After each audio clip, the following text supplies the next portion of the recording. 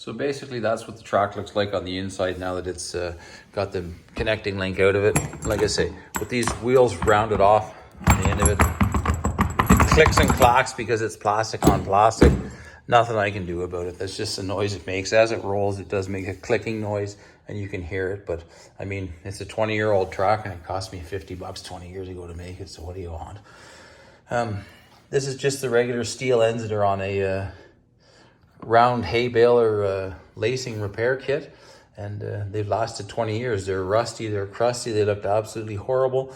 They're still tight, they're still biting the conveyor belt. It's lost a few pieces out of it over the years, and other than that, it runs perfect. And like I say, it really chews up your lawn because it's got these bolts are lower than the track now, and it drives on those.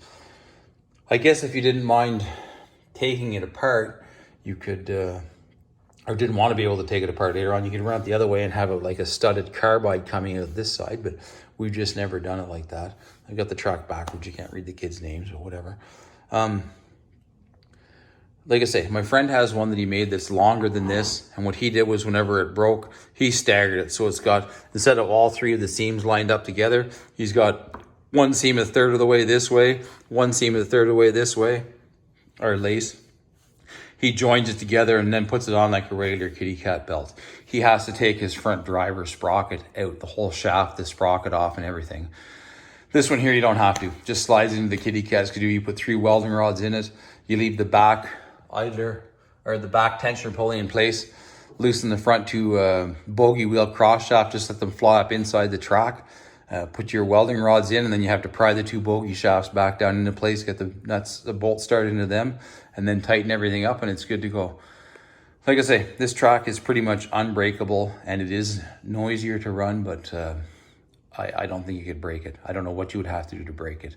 It's basically it's a conveyor belt, like what they run stone up into a rock crushing plant with. It will take tons and tons of weight and tons of pressure, and the lacing is what they use on a belt bale that makes like 2,000-pound hay bales.